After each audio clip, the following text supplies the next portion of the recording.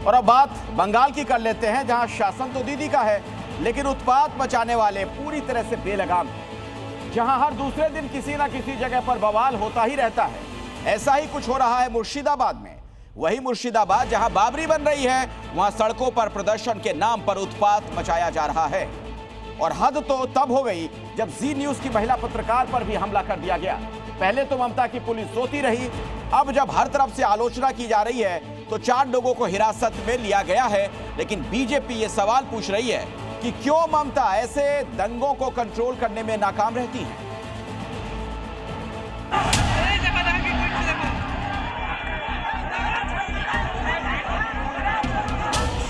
ममता बनर्जी के पश्चिम बंगाल का हाल देख लीजिए। सरेआम आगजनी हो रही है, हिंसा की जा रही है, पुलिस के साथ झड़प हो रही है और महिला पत्रकार पर हमले किए जा रहे हैं। ये तनाव, आगजनी और हिंसा की तस्वीरें जो आपको दिख रही हैं, ये जगह है बंगाल का बेलडांगा, यानी वो इलाका जहां बाबरी मस्जिद बन रही है। लेकिन जो यहां सड़कों पर हो रहा है उसका संबंध बाबरी से तो नहीं, लेकिन भाईजान से जरूर है। बेलडांगा में कल बवाल के बाद आज फिर बड़ा हंगामा हुआ, जहां हजारों प्रदर्शनकारी फिर सड़कों पर उतरे। दरअसल यहां एक घटना को लेकर आक्रोश फैला है, जिसमें बेलडांगा के रहने वाले अलाउद्दीन शेख का झारखंड में शव मिला। इसके बाद परिवार ने आरोप लगाया कि बेरहमी से हत्या की गई। इसके बाद लोग भड़क गए। लेकिन प्रदर्शन के नाम पर यहाँ जो हो रहा है वो किसी तरह से गुंडागर्दी से कम नहीं। कल के बाद आज लगातार दूसरे दिन नेशनल हाईवे जाम कर दिए गए, रेलवे ट्रैक को बंद कर दिया, ट्रैक पर खंबे रखकर ट्रेनों को रोक दिया, हाईवे पर टायर जलाए। और हद तो तब हो गई जब जी मीडिया की एक महिला पत्रकार के साथ मारपीट की गई, वो भी तब जब वो वहां हालातों की रिपोर्टिंग करने पहुंची थी। बेलडांगा में कवरेज के दौरान जी न्यूज संवाददाता सोमा का कैमरा छीना, मोबाइल छीना और मारपीट की गई। लेकिन इन सब के बीच ममता की पुलिस खामोश बनकर तमाशा देखती रही। खुद पीएम मोदी आज जब बंगाल पहुंचे तो उन्होंने जी न्यूज संवाददाता पर हुए इस हमले की निंदा की।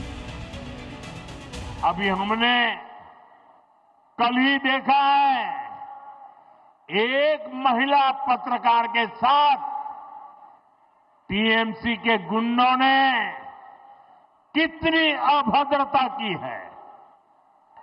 टीएमसी के राज में बेटियां सुरक्षित नहीं है।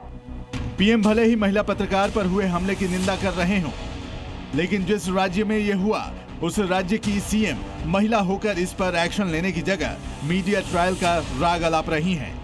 Media should not go for media trial before finalizing any cases. This is nowadays a trend to malign the people.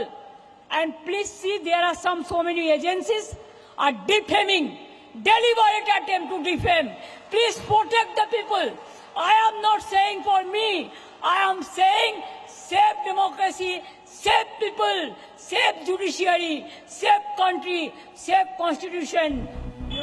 ममता दीदी तो बेफिक्र हैं, लेकिन अब बीजेपी उन पर जानबूझकर इस हिंसा को बढ़ावा देने का आरोप लगा रही है।